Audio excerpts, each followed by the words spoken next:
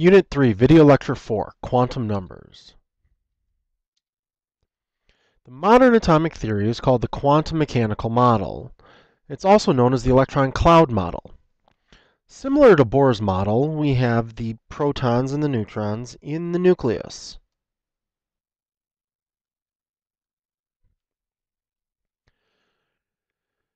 We also have electrons outside in energy levels. However, the electrons are allowed to move from energy level to energy level and do not follow a fixed path.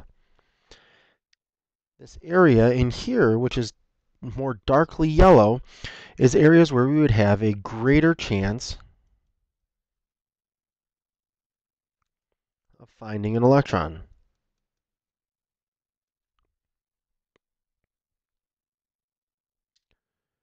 When we talk about where you live, when you give people information about that, one of the most general pieces of information you give them is the state that you live in.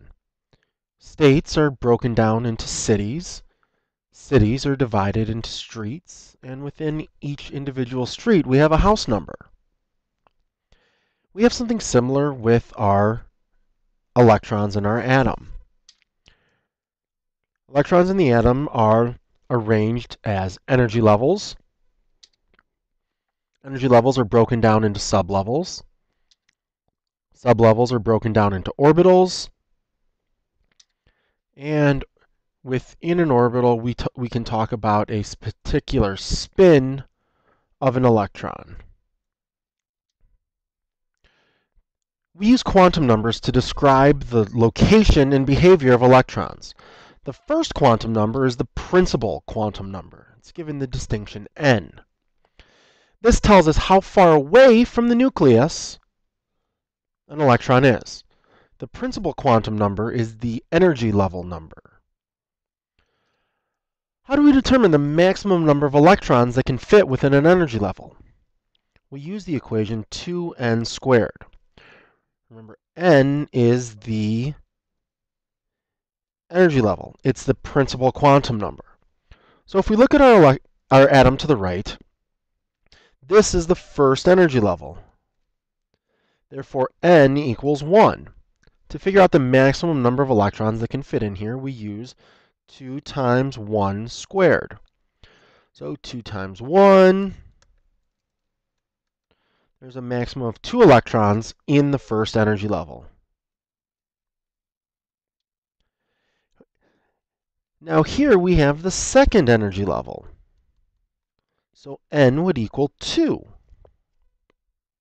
If n equals 2, then we have 2 times 2 squared. So 2 times 4, the second energy level can hold 8 electrons. Moving out to our next energy level, our third energy level, n would equal 3. So 2 times 3 squared, 2 times 9, 18 electrons can be held in the third energy level. What if I told you that n was equal to 4? How many electrons can totally fit in there?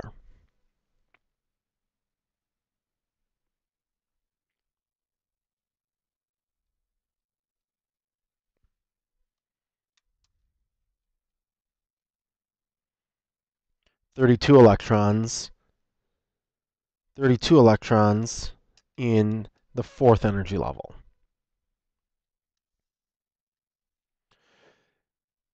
If we look at the periodic table, we can figure out how many energy levels an element has based on its period, or the row that it's in. This first row would have 1 energy level.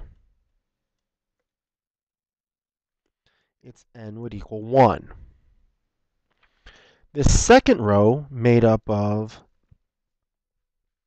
lithium, beryllium, boron, carbon, nitrogen, oxygen, fluorine, and neon, these has 2 energy levels. So n would equal 2. It also has a first energy level.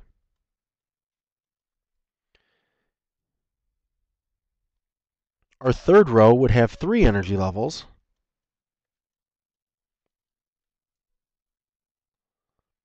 While here, 4, n would equal 5, 6, and n would equal 7.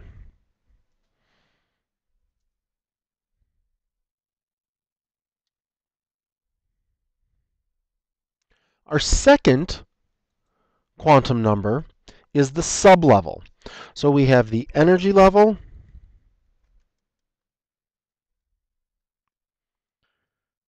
and we divide energy levels into sublevels. There are 4 sublevels.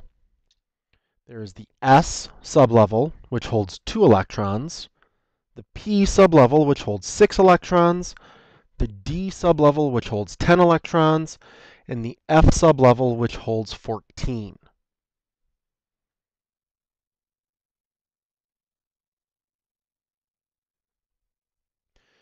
It's important to remember that the energy level tells us the number of sublevels that are present in the electron cloud.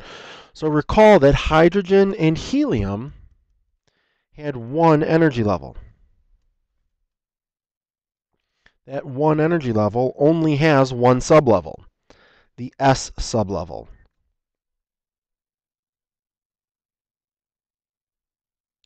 This second energy level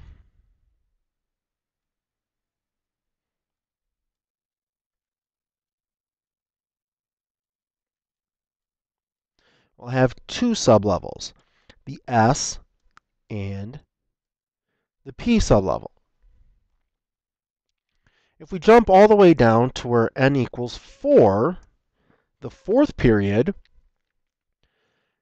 the fourth energy level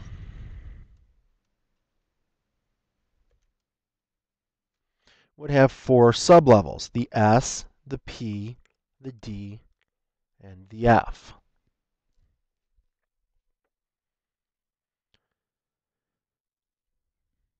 Our third quantum number is the orbital. So we have energy levels broken down into sublevels, and break our sublevels into orbitals. The S sublevel has 1 orbital. Each orbital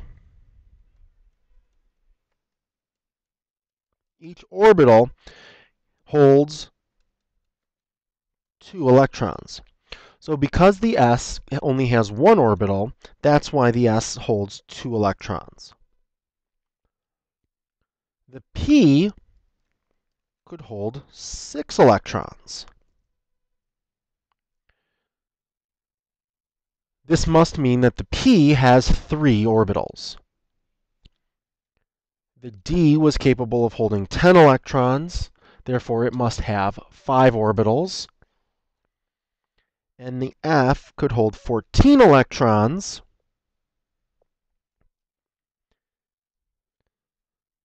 which must mean that there are 7 orbitals in the F sublevel. Our fourth quantum number is spin. It tells us which way the electron spins. And we use arrows to represent this one. It's either clockwise or counterclockwise.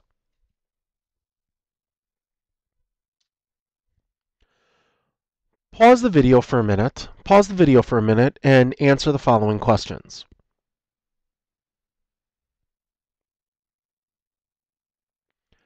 What does the principal quantum number tell us about an electron?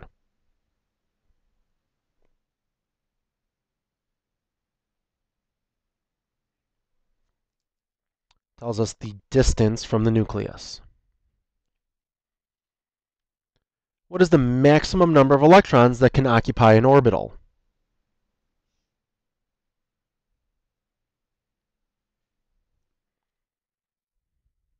Two.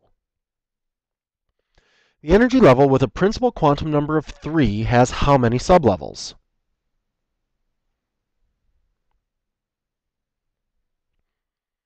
Remember that the number of sublevels is equal to the energy level number. So an energy level that has three energy levels can hold 3 electrons.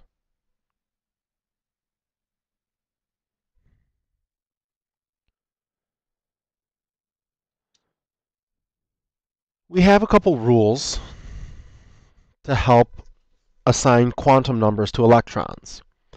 The first is the Pauli exclusion principle. It says that no 2 electrons within an atom can have the same 4 quantum numbers.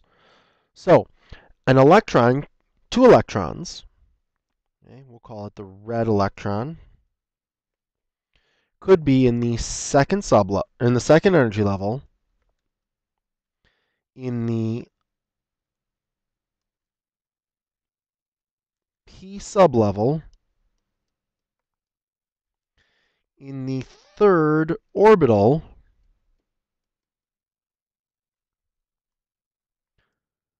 spinning clockwise. Our second electron, we'll call it green, can also be in the second energy level, can be in the p sublevel, can be in the third orbital,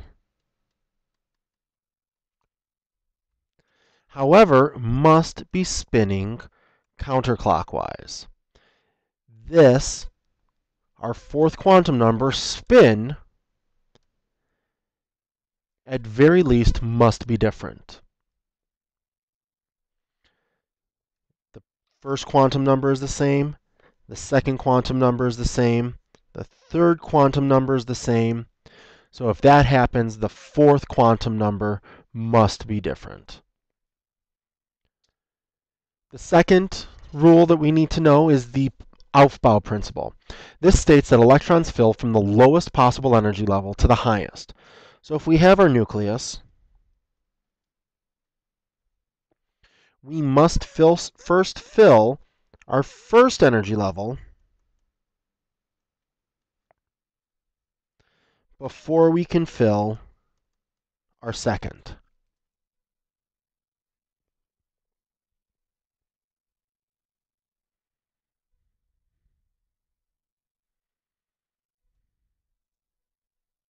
So we can come up with we have developed a way to write information about electron location. We use things like 1s2. This first number refers to the energy level. So 1 means that we're talking about energy level 1. The S is the sublevel. And this 2 tells us the number of electrons in the sublevel. This gives us some, but not all information. Notice we're missing orbital and spin. We can represent multiple ones. Recall that energy level 1 only has that one sublevel. If we had more than 2 electrons that we needed, we could move on into the second energy level. Notice both of these are in energy level 2. However, we have the S sublevel and the P sublevel. Again, we have our number of electrons that are present.